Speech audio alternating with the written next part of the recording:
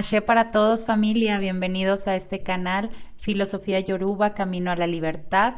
Mi nombre es Imari y hoy comenzaremos con la lectura del libro Eshuelewa, Equilibrio Dinámico de la Existencia, de Adrián Sousa Hernández. Bienvenidos y comenzamos.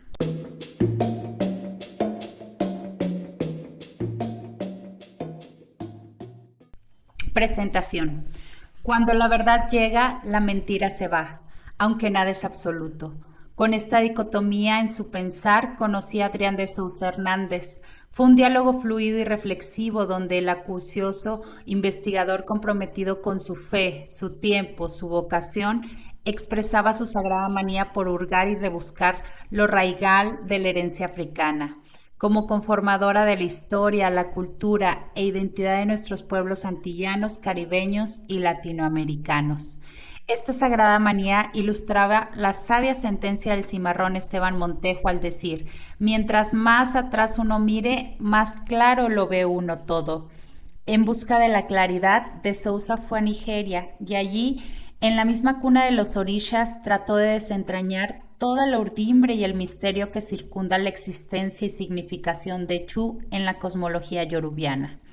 En el terreno, y con mirada desprovista de prejuicios y rebasando los estereotipos limitantes, el autor se sumerge dentro de las corrientes de la fuerza viva y hace abstracción del socorrido sincretismo, para darnos una visión problemática de Chu, partiendo de una realidad de que por sí es problemática y contradictoria. De Sousa no es solo un investigador escritor. Él, al igual que en su tiempo y salvando las distancias, lo hizo Pierre Berger. Se inició en el sacerdocio a estos cultos. No se limitó a ver los toros desde la barrera. De ahí que su pasión frente al hecho religioso cultural quede avalada por una inquietud de saber desde un conocimiento y una experiencia propia. Durante su presencia en Nigeria, el autor visita sus raíces y se visita a sí mismo. Allí descubre la autenticidad de las deidades, su entorno y trascendencia, y de esa forma nos traslada las sutilezas de esta cosmología. La realidad se muestra, lo real se demuestra. Sin embargo, ¿qué es lo real? Sabemos que, como el universo, es sutil.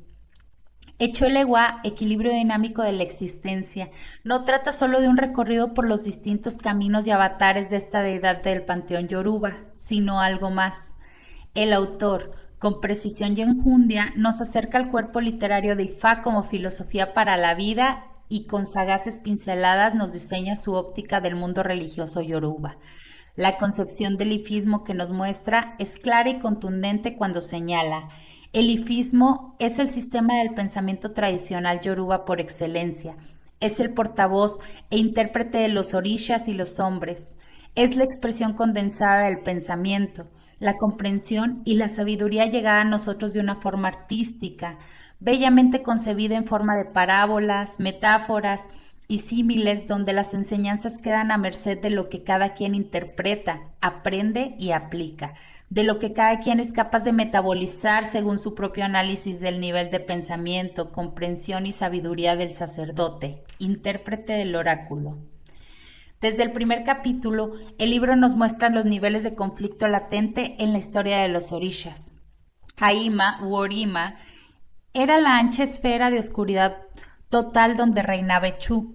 Allí también había un enclave microscópico donde residía Olodumare, Dios, y que era el único núcleo de luz y de vida que con el tiempo se convirtió en la existencia de la divinósfera, el cielo y la tierra. Echu, que de pronto se vio desplazado como soberano absoluto del mundo de las tinieblas, sintió envidia de Olodumare cuando éste procedió a la creación. Fue entonces que, reconociendo su incapacidad de este poder, proclamó su facultad de mutilar y dañar la obra de Olodumare. En el ciclo de leyendas que nos presenta a través de los Oduns, se mezclan los empeños cosmogónicos y teogónicos con los axiogónicos, donde el bien y el mal se yuxtaponen. Como señalara el maestro Fernando Ortiz, aquí los dioses son buenos y malos, según los momentos y las circunstancias, como ocurre con los seres humanos, y todos pueden hacer favores y disfavores. Tal como sucede en este caso, de hecho, en una de las leyendas, Echu no es consecuente con Olukbon, porque éste no le da todo el sacrificio suficiente polvo de tabaco.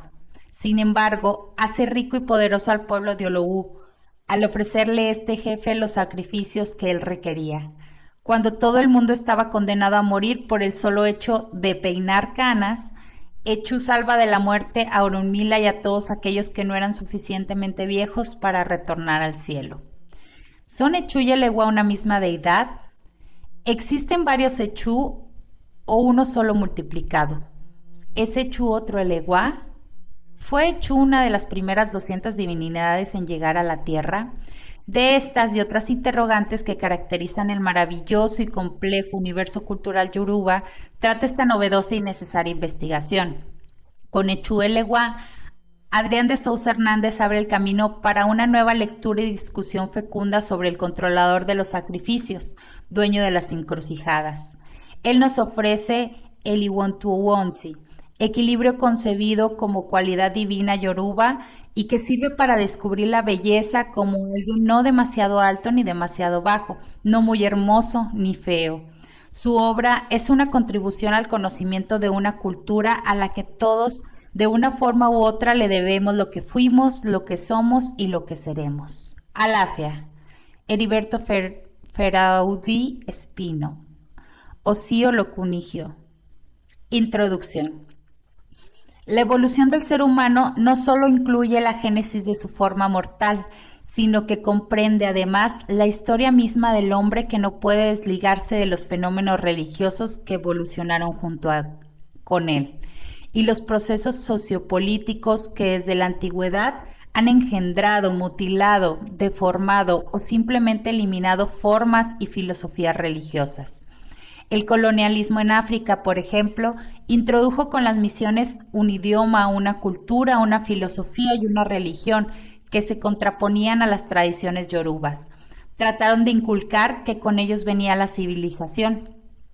Los conquistadores emplearon el nombre de Dios para ejercer su dominio, unas veces apoyándose en la fuerza y otras en el temor.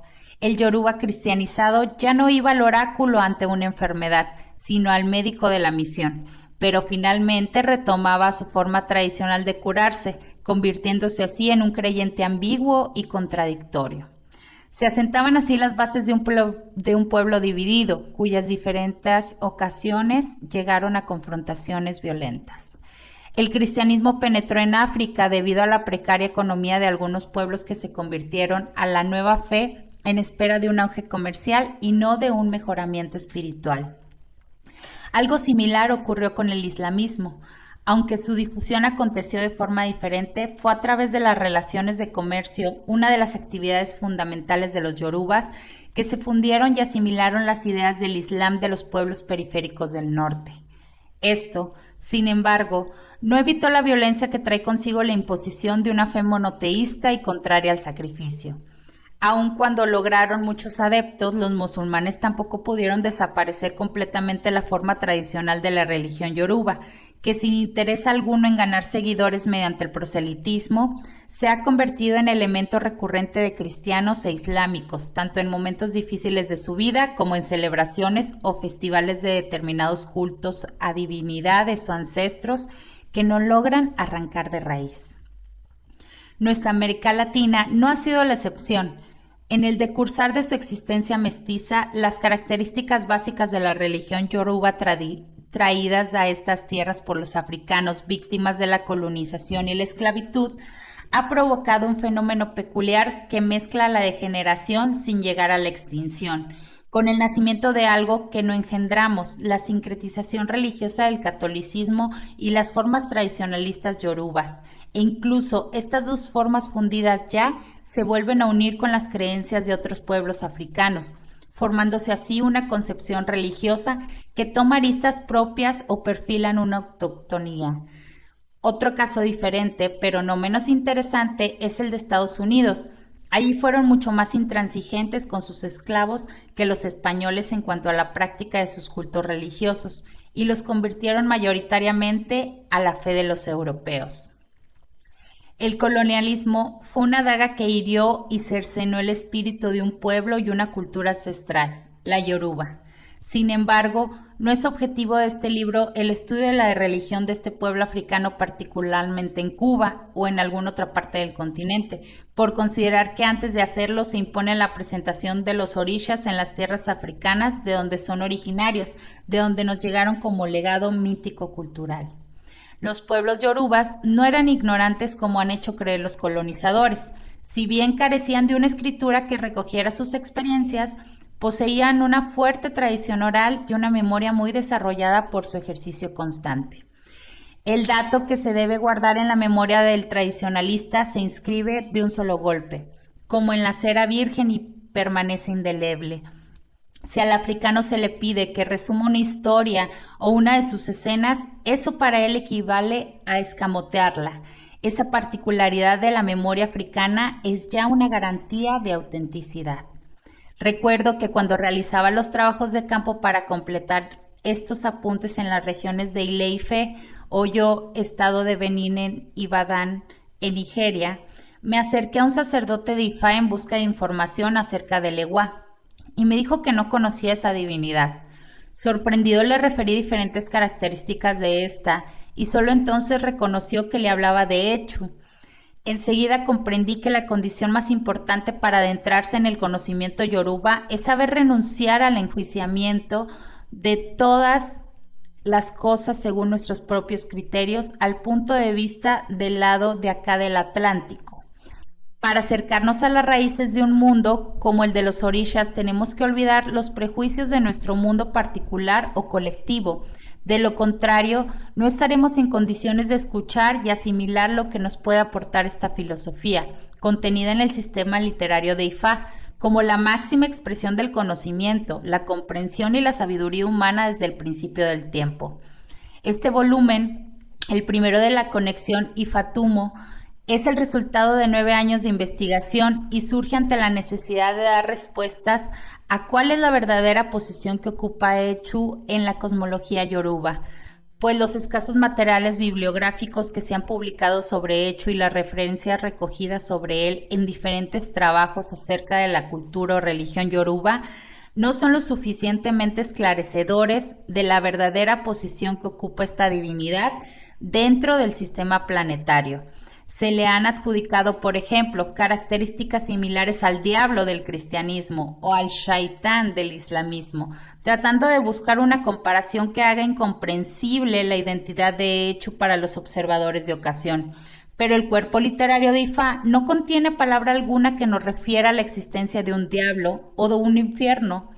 Los tradicionalistas yorubas ven a Echu, a una entidad divina que gusta de poner a prueba a las personas e incluso a las divinidades, creando obstáculos e infortunios hasta que se le reconozca, se le respete y se le ofrezca los debidos sacrificios. Solo así dejará de apuntar con su vara de autoridad para que podamos situarnos en la senda de la realización y la prosperidad. Echu no es bueno ni malo, ni se le llama, ni se le espera. Él está ahí, latente en el dinamismo que emana nuestra propia naturaleza. Echu es una de las divinidades más prominentes y principales en la mitología yoruba, y su presencia se destaca de forma constante, activa y definitoria en cada uno de los 256 oduns del sistema de adivinación de Ifá.